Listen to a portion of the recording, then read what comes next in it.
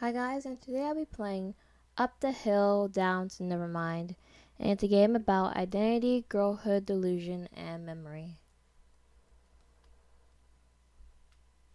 This is the prologue, the dream.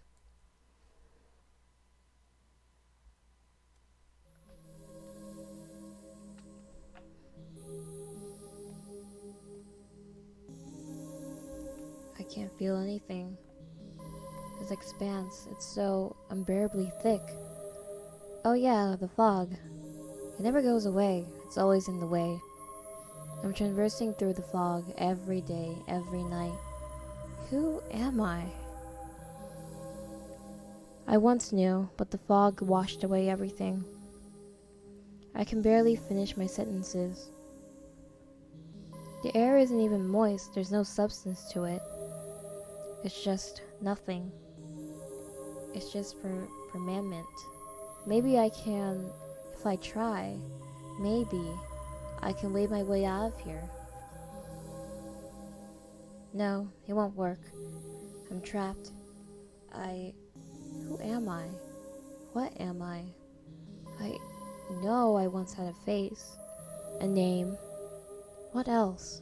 Was I human? Was I a person? I remember some things, but nothing is whole. I'm just holding fragments. My mind has eviscerated into my palms, and it slips like water through my chapped palms and macerated fingers into... Ah! The dirt! The precious dirt. I was born from this. I know this dirt. It cannot pervade deep in the dirt. The fog hasn't the ability to seep into the earth. I see myself in the dirt. It's something else. I know that's me. It's not the suffocation. I feel myself. There in the dirt. It's me. I can feel it. It's forming slowly. My face. My high cheekbones. My powdered lips. Soft, smooth ears. My suppressed brow. My rounded and soulful eyes. It moves down my neck with no apical nodules. My collarbones ripe for grasping. My chest budding yet thick. It moves down the path to sweet, sweet citrus fruit. The navel of the orange. My Adonis belt, my Apollo's belt. No, perhaps my belt of Aphrodite? The V for victory sets off into two distinct trails past the centered one, into a promised zone, a forbidden paradise. It moves down, there it is. The taste of the smell of bubble gum, the smell of pop soap bubbles. That's me. I know it's me. I can feel it as me. I recognize it. Me. The endless expanse beckons a view. An idea of an identity shatters. The dirt transforms into flesh just for my eyes. It's all me. It's all I've ever known. It's all I can believe. This intense image I've painted of myself in my mind, this has to be me. It must be me. I know it. I know it to be true. But the dirt twists and distorts. It leaves nothing to be found. My sprawling mind is laid out before me. I know this. I know me. But my DNA encoded within the dirt reads something else. It notes something that I don't. The dirt twists and distorts. That's not me. It's a reflection of another me. A forbidden me. That which I buried in my mind. That who in the mirror does not match what I see in my soul. The dirt twists and distorts. I can't see it. I don't want to see it. I didn't want to see it. I killed it for that reason. A home without a body is not a home, and this body is a holding cell. I can feel the dream work fade as I return to my prison. This century's sleep is passing. Why can't it last forever? I rather ferment in the fog with the true face of my heart than that shell which is screwed into my visage. In my dreams, I can see her again. Is that a good thing or a bad thing? In my dreams, it haunts me, that shape, that forbidding shape, that circular shape. I look away for a moment, and in my peripheral, I see a glimpse of its true nature. Its shape is far more complex than my mind can even comprehend. Any light, color, elucidant form is instead replaced by an infinite idea and a headache. The shape of the Nevermind. Shape of the freaking Nevermind. Remember how it forms in simplified nature is an artist's task. It extends from a point of origin, a series of threads flowing downward. Everyone knows about it, they all put their hearts and souls into it. That's why they don't have them anymore. That's why they don't talk about it. At a point it knots around, knot tight, knot around, twist, turn, fold over, knot. It knots, it's tight, stuck, knot, for long, stuck, knotted, caviar forever fueled. Knotted. A structure of strength is folded over and over onto itself from these threads. A structure of weakness. These sandpaper threads, these coarse threads, tiger tongue and hair. Then that horrifying, inviting shape forms. The foundation is laid and the true heart comes into fruition. That circle, that oval, reminds me of my dry hair, and my hair gets stuck in it as it collapses over my neck. The braids, the fold, threads, the tiger hair pattern is a favorite tool of the Nevermind. That rope, it invades. That craftsmanship invades my heart. It's so undeniably perfect. It's so sickening how much I envy it. How much I envied her. I'm stuck in my head. I feel myself waking. Between the lapples of heart and panic, that thread was folded by her hands in memory. I laid my head to rest before the birth of the day, so that this great secret, at least for a while, could still be evaded. I remember thinking about her climbing away on that treacherous tree. She abandoned me that day, and I can never truly express how much she meant to me.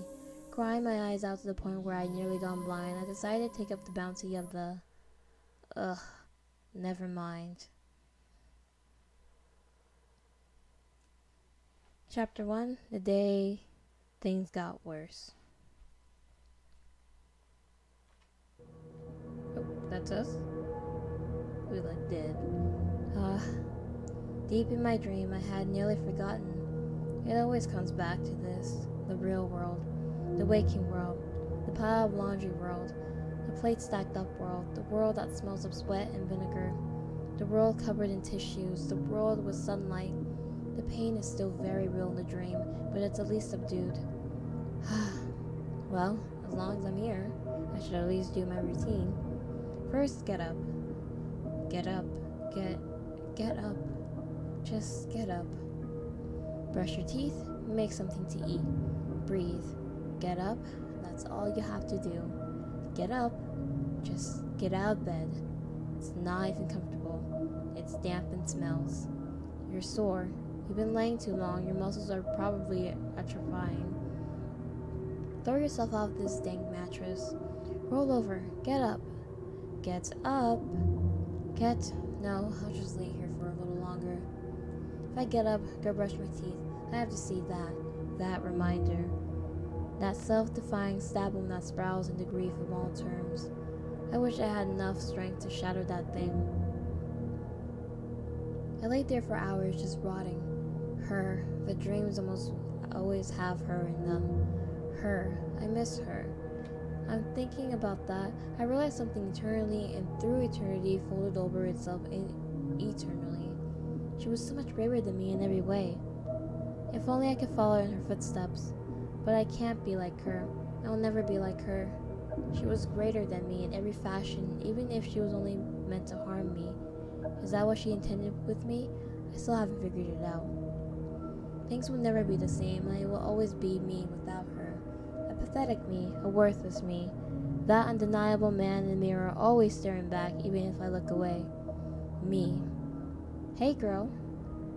Self-validation? Is that what I'm seeking? To see myself as her rather than what I am? I know I'll never be a, hey girl. Stop. The dream has come and gone. It can be nice to live in fantasy, but it always comes back to this. I'm talking to you. What? The hell? A beetle is talking to us? It was a beetle. But I knew that wasn't what it was. Its true visage was too terrifying to process. I was performing some sort of surgery on myself every time I looked at it. I transformed its true form into a beetle because that's all I could process it as while maintaining my sanity. But it was not a beetle. I can't say anything more than that. Otherwise, the illusion will fade and I'll see it for what it truly is. Good morning, sweet cheeks. Does the dream persist? No. This sinking feeling in my heart is too real. It's always here, but it's never this bad in the dream. I have truly gone crazy. What makes someone crazy beyond a definition? I don't know how to deal with this. I don't know how to answer. I'm freaking out. This scarab beast has done no intrinsic wrong except associate with something as lowly as me. Why does it exist? Can it? Obviously it does. There has never been anything worse in this world than what is happening now. It is in my mind. Something like that, but it's not that simple. I'm in nothing but that skull of yours, which I guess is your mind. But anyway, the day is just getting worse. The two realms, if you can call them that, are becoming one. What? What the hell is that supposed to mean? It's just sitting there, staring. No, I can't even say that. But it's seeing me. It's there saying, basking. It's like a man who just won the lottery standing in the middle of his vacation home, just taking it all in. Reality is losing itself within me. I can see light beam through the iridescent thing at certain points. Its translucent soul is on display for the world to see. In the corners of my eyes, I see stardust crackle and bleed out through the edges of the universe, trying to distract me, trying to break my point of vision. I'm stuck in some sort of definite staring contest where if I look away, I'll die. I will reach maximum terror if I blink, and it moves only 1 millimeter close. What do I do here? It almost feels like too much of an endeavor to speak, but what are you? Its face becomes almost human for a second, not in physical form, but in my mind's eye. It was communicating with me in a subtle fashion. It spoke and it spoke and it spoke, it spoke, it spoke and explained and told me everything, but I couldn't understand any of it. It told me everything that was happening to me and explained why it was happening. It allocated reasoning to the root of the happenings. It told me everything, but I just couldn't understand it. I couldn't understand why this was happening to me, even though I knew perfectly well why. In my mind and heart, respectively, the logic and emotion just didn't validate one another. She told me that my existence had boiled down to an oxymoronic pissing contest between my two sides of myself. She could tell that I wasn't understanding, though. His akashic pace slowed down until eventually coming to a halt. Then he let out some sort of trans-dimensional sigh. Never mind, he wouldn't get it. So, what do I do? Is this the standard thing of things now? A world collided, now me without sense and permanence to left from right, victim of hallucination? Delusion, whatever I may be. My here and now was spinning with my reality crumbling into pieces as my worldview was shattered by this new, evolved force. This can't be. This can't be. It can't be. It cannot. Me? This can't. It can't. No. It's not. No. God, hey, sorry, I hope you don't mind me saying. This is so weird, but you are really turning me on? Help? What? I need to take a bite out of you. Please stay back. What? Me? Who? Beetle me? My tattered form? I would never say this about myself. I am a sick beast deserving of everything bad in the universe. I really want to be torn limb from limb and set ablaze, roasted forever. I'm sort of coal-stained anti-bedroom wear. You really do something else to me. I'm kind of obsessed, to be honest. Don't tempt me with your sugarcane and velvet-tongued beast. What kind of archangel appears as a mere bug, a small nothing? Please, because that's all you are. You're nothing. You're nothing to me, and I'm even less than nothing. Imagine being alerted by this. How sick do you have to be? How sick you're the absolute worst. You can feel it too, can't you? That grunt, that cool breeze on your nether. Huh? Late night ponderings, late night expeditions. It's natural, it's fine. Yes, you're fine, don't worry, this is right. You are deserving. You're a beauty. No, I'm sick and twisted and my form is cursed and no, you're right. I'm something else, aren't I? I haven't been fully myself. Instantly, it all dissipates. Everything I once believed in disappears in a flash, and I see myself as I truly am. It appears again, my dream self. Oh my god. To have this in the waking world. Have I been blessed? Oh, Beetle. Oh, Beetle. Please forgive me. Please forgive my words. You have given me the greatest gift. I am myself. I am true. My clothing melts from my skin into a puddle of sobriety. I flush it away with the rest of the world. Finally. My breasts thick and pert. My bottom formed below my smooth and hairless back with a perfect wrappable amount of muscle and fat, a less spilled cushion. Oh, I don't want to say that. Pulsing, throbbing, begging. Almost blocks my vision. I cannot touch it. I can't give it my motherly love. I cannot embrace it. I. Okay, that's over with. What's going on? Help! Villains consummate a corruption. The thing was the apex of everything evil I ever imagined. There had never been anything more evil. This was the concept. Black brown wings, almost purple, my eyes choking and neck tensing. Was it vibrating? Powerful antenna impaling spears straight through my heart out of my spine. His thick skull towards me, roofwards, eyes not visible but somehow piercing through its shell into my mind. I couldn't move. It was like it saw me and it moved. And then something would go terribly wrong. I wanted to escape. I wanted to escape so badly. But I can't move. It's watching somehow and I'm weak. It takes a step and multiplies itself by 10,000. It becomes in the back of my mind and beyond it more. I'm frozen shut and solid thing now and forever as this hellscape invades my siphon mind, only inch by inch closer and closer.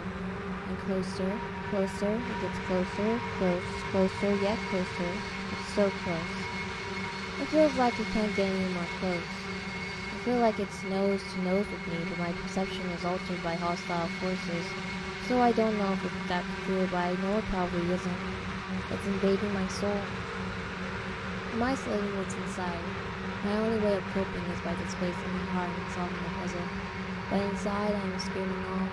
It takes a leaf, left step right of 2 legs on right 6, and plants them methodically into popcorn filaments, the rock climbing aspirations of that spewed out by Dante. I am a cute girl, and this is happening to me probably for that reason alone. He yawns in dominance as it stretches its fangs.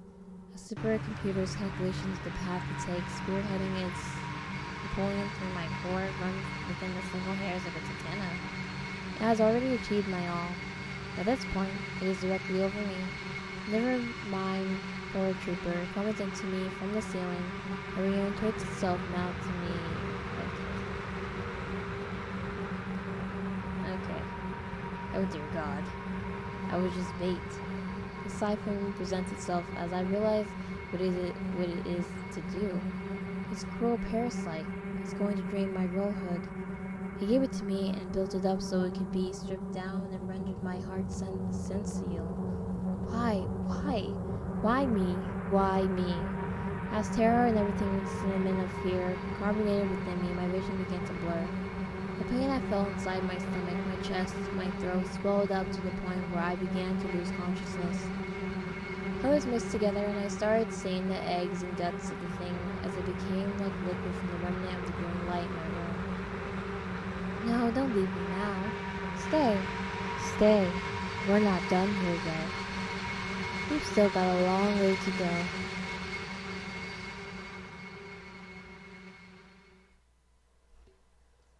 I wasn't expecting. Chapter 2, The Dream Part 2. Okay, let's just go back to the dream. I like the dream.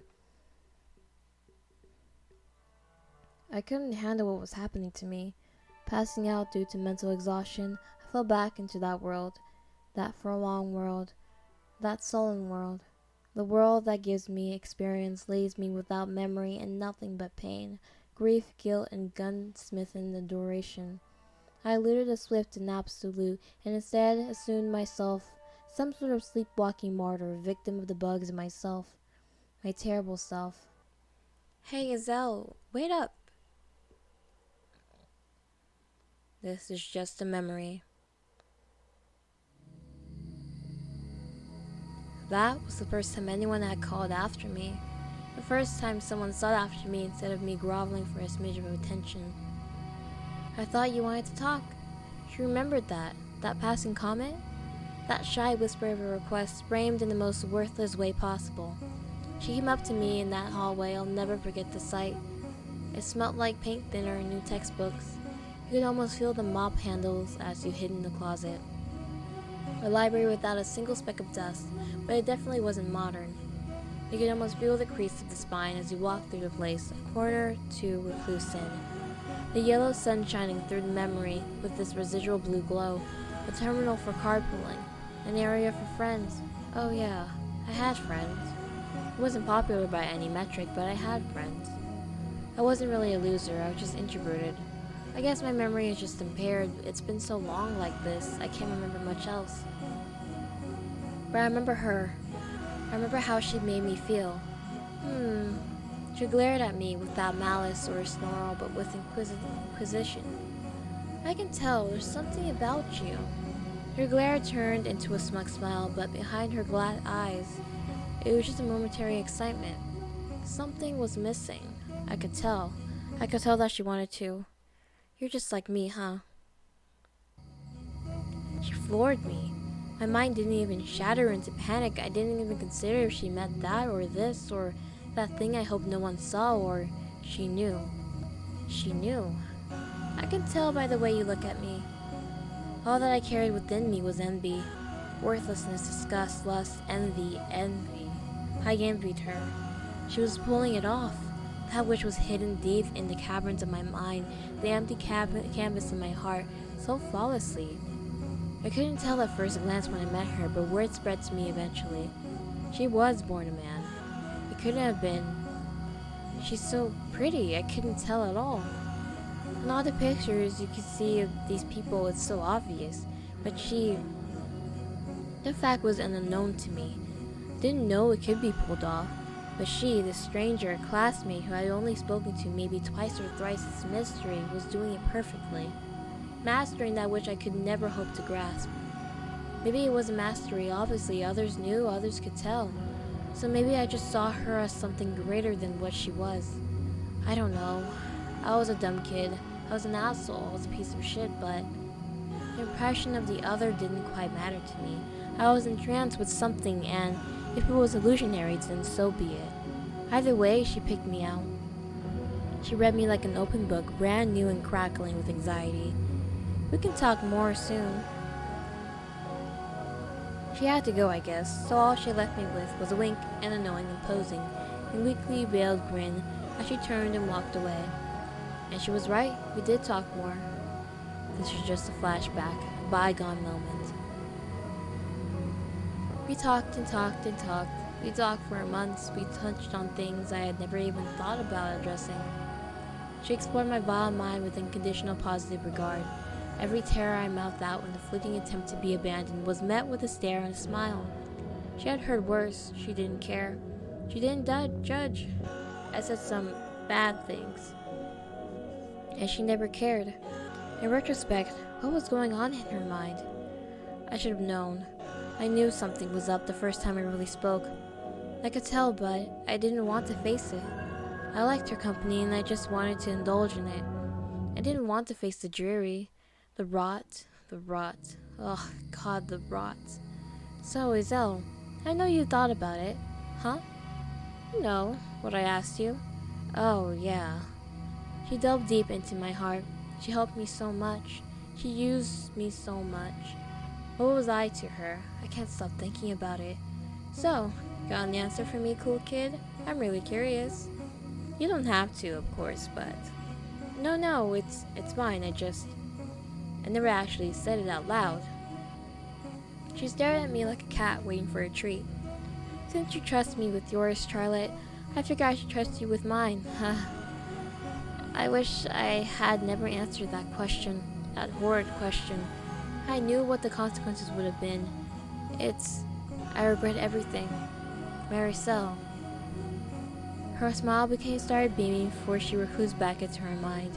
Her soft lips were vibrating softly. She was moving the name about her mouth, like she was tasting it. Aerosol mer. She was tasting me, but did I want to taste her? No, I didn't have any lust for her. None at all. I viewed her as something far greater than an object, far greater than an experience to maybe derive some new pleasure from. She was another soul, one so rare in this great sea of mindlessness. I wanted to know her taste in different ways, but I didn't want to touch her. I didn't want to feel her. I didn't want to envelop her. I just wanted her and me and her and no, of course not. I never viewed her with my baser instincts. I knew how she felt about that, so of course I didn't want to disappoint her. I would have never felt like that. I'm no animal. I only viewed her with admiration and respect and love, and those sunlit eyes in between dusk, those cute circular glasses acting like a mirror into my soul, her hair black like forest leaves under obscured in the distant moonlight. This is just an approximation of her features. I can't remember what she looked like anymore, and it kills me. I know what I remember is wrong, but I can't remember how to be right. It's been so long since I last seen her. I don't have any pictures. She wasn't in the yearbooks, and I don't know how to find her family and see if they have any pictures. The uniform at the school is still the same. I went there once creeping to look at the girls. Looking at their clothes, I started to remember her a little bit better, but it was still different. She didn't wear hers like those girls. The way she wore her ribbon, it was always a little higher than the other girls, but I feel like it tied everything together. Her dress almost like a skirt. Under it her hair and her ponytail and her hair tie, the yellow hair tie. Giselle, no, Marisol, I want you to have this. Since you trusted me with something so precious to you, I figured I could do the same. I should have never trusted her. I knew she was going to betray me like that, hurt me like that. I feel so bad. How did I not know this was going to happen? Something shifts. Actually, Mary, can I call you Mary? Oh, of course I can. I want you to have more than this trinket. This plain mango-scented trinket. She leaned into me, her hair down, her eyes puppied up at me. Her dirt twist. I want you to have me. I know you belong to me, but for just once I want to be yours. While I'm yours. Yes, exactly. She leaned into me, our forms started becoming one, and beckons. I could feel her foul and cathartic flesh melt into mine, her flesh mine into hers, and her mine hers, revolting myself out of myself into herself, and the shell melts and unscrews and flows into me as it flows into her. I could taste her smells, and her taste are mine. I siphon into her, and outside of her lays all but me.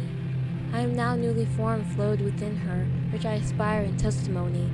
She, the Siggy, I, now orbit one, and one together in whole spirit, in form, heart, and soul, flesh, blood, tears, sweat, chocolate.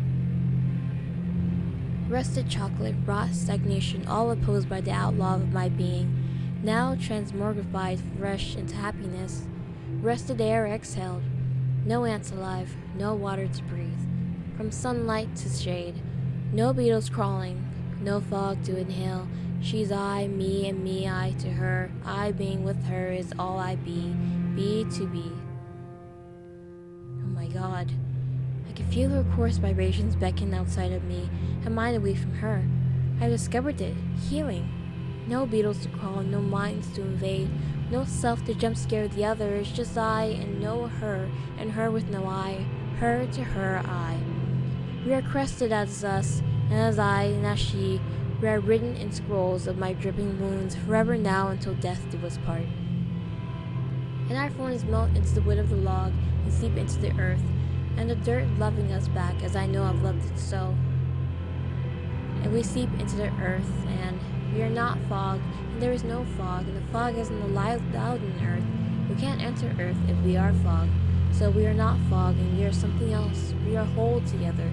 No, there is no together, and we are just one, This is all I've ever asked for, but I'm still so scared and I'm afraid she's going to, at the last second, reject me and force her form out of mine. Become separate again, and I'll be alone again, so alone. I don't know if I can take that end. I have a feeling it's not love.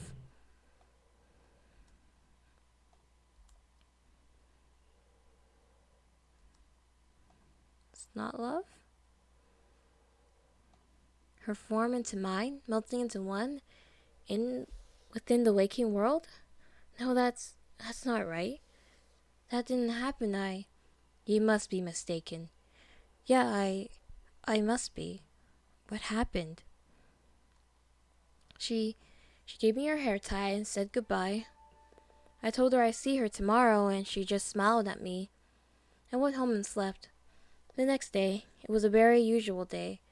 I was still feeling giddy from the confession. I was smelling the hair tie every second. Although I know I needed to stop or else I habituate and I lose its scent. Mango shampoo. Soon I declared I'd smell it from the source. I scratch her head, I rub it. I smell her scalp. We bond primarily, calmly, platonically. Whatever. I ate and left.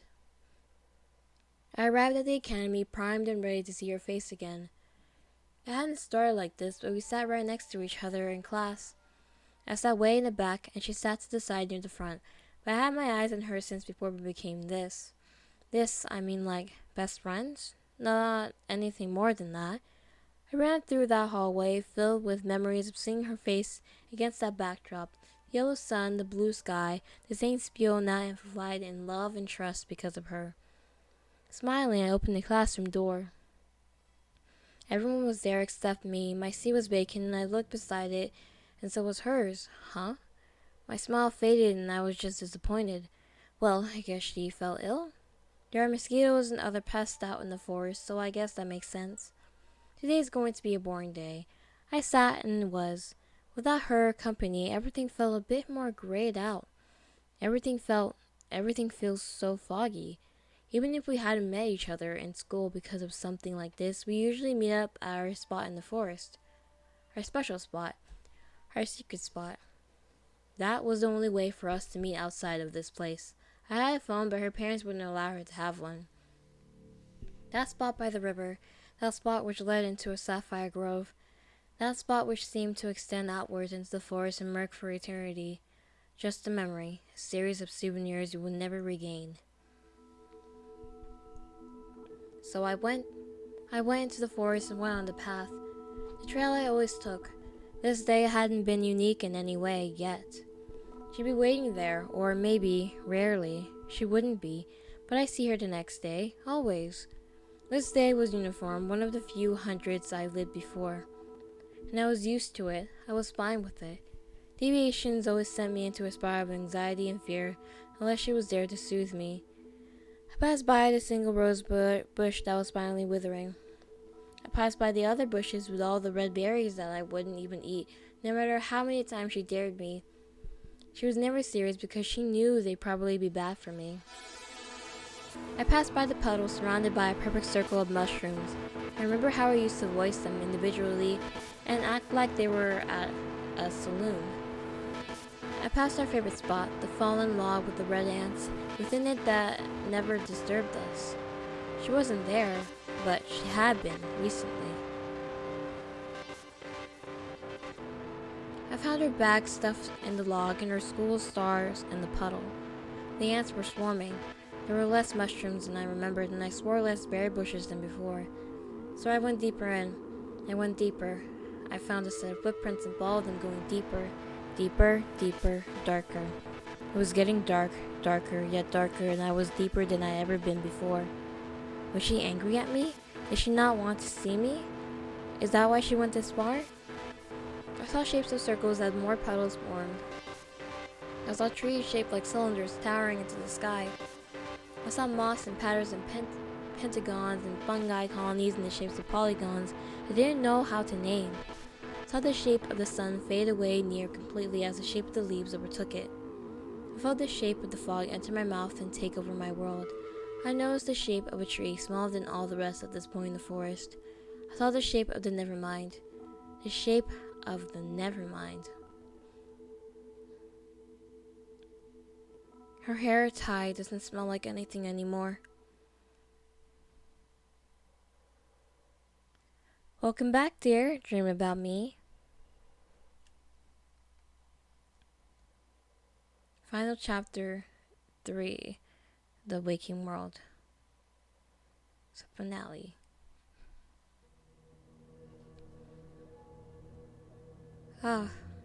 Deep, dark in my dream.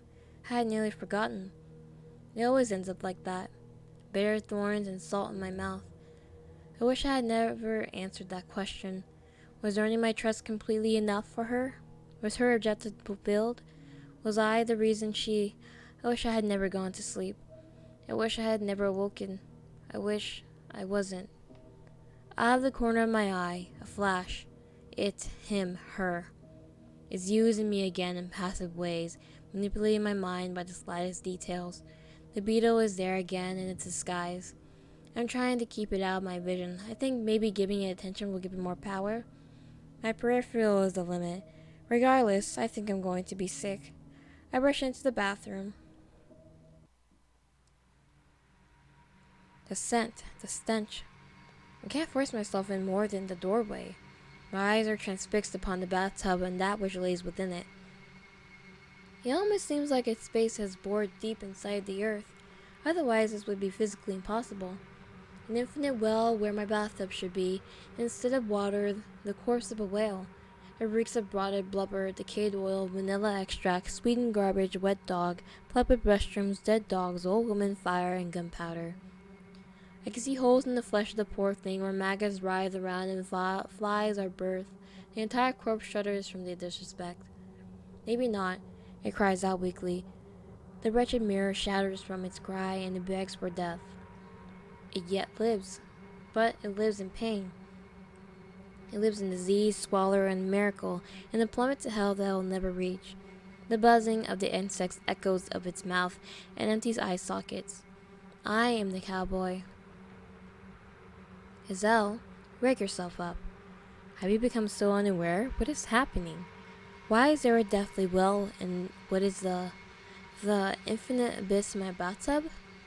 What is this? This is just a memory. One of the holes thrashes about, and out comes, oh God, the disillusion. I can't speak. I can't do anything. I'm frozen again. It's him. The beetle, but no, not the beetle. It's the roach. The roach is worse than the beetle. Then Nevermind herself. He crawls from the wound in his true form. Sorry for all the sick and ruckus, it's just, I really took a liking to you. You're a great host. A fertile vessel. The Nevermind should breed in you perfectly, just as it does. And ergo, I invite some friends. The corpse of the thing mangles and wrestles around itself. It shakes and skins, and the wail cries out, and it bursts my eardrums, and the pain is unbearable, not of my ears, but of the beast. I can tell from its screams there has never been anything worse in the world than what is happening now. Out of the tortured thing crawls a pair, multiple tens, dozens, hundreds of roaches, scaling the walls, ceiling, round the world. I don't think just one night could satisfy me, or my brothers of mind and ideology here. Isn't your dream to completely commit yourself to something else, to give yourself up completely? Here's your chance. It is not really a choice, but it is your chance that you've been asking for. You are now ours, and what happened will repeat and repeat. Congratulations, cowboy. You are now an archagent of the world. Quell your worries. You belong. My throat was frozen. My heart was frozen. My knees were frozen. My mind was frozen. The blackness of the world was taking over. The grayscale was becoming all there was. The fog was enveloping me once again, but this time, I don't think there's a coming back. I don't want this. I don't want this. This is the worst thing ever. I feel like crying. I feel like a helpless child. I don't want this. But I can't fight back. I don't have the will to fight. Not on my own. I can't even move. I can't even throw up. I know what'll happen to me, but I can't do anything. The grayscale is all there is. It's over.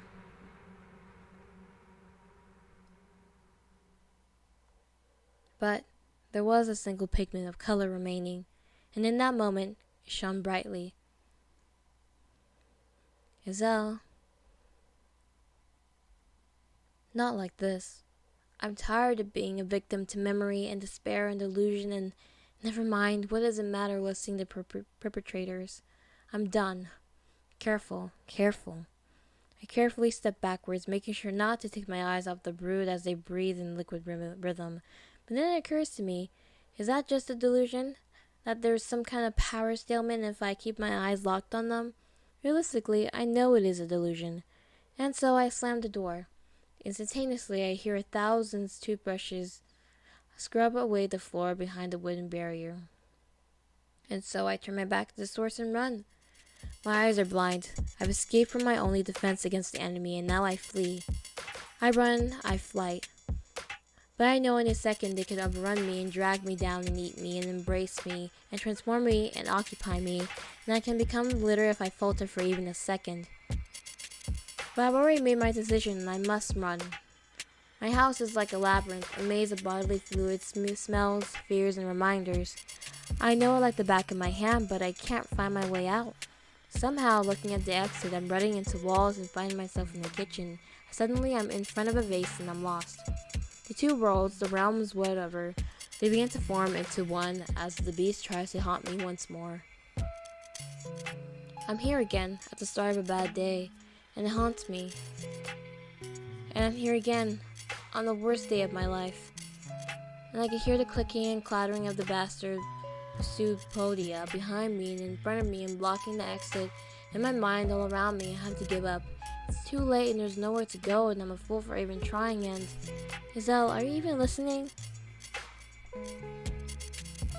Huh? Yeah, sorry. What were you saying? You dummy. What were you thinking about? Anyway, about what you told me. I was thinking about it. I get that you're scared. I get that it's really intimidating. I get it. I've gone through it firsthand. But it can be really worth it, Iselle. You can be whatever you want. Whoever you want. Your life will be completely in your hands. You can be whatever you want. I know it's easy to live behind the mask and just passively give into the flow of time. I know it's easy to submerge into, whatever you want to call it. The sadness, the glue trap of despair, the downward spiral, the rot, whatever. But life is an active choice. And if you aren't engaging yourself within it, as what and who you really are, then I guess you're not really living. Not how you should be, at least. Some things are out of our control, but for the most part, we destine ourselves. Identity and even consciousness is a system. And you rang it. It's complex, but the negatives and positives don't cancel each other out. You are you as a whole. And it doesn't matter what I do or how I live. You have to live for yourself, Iselle. You hadn't told anyone, but you were you before you discovered me, right? So, you can't live to please me. I know that's what you're finding that you want, but you have to be your own. You can be whatever you want, but you have to be yours. You have to be you, girl. Sure, where did all that come from? Jeez. I don't know. I just like talking to you. And I want you to see you happy. I want to see you happy.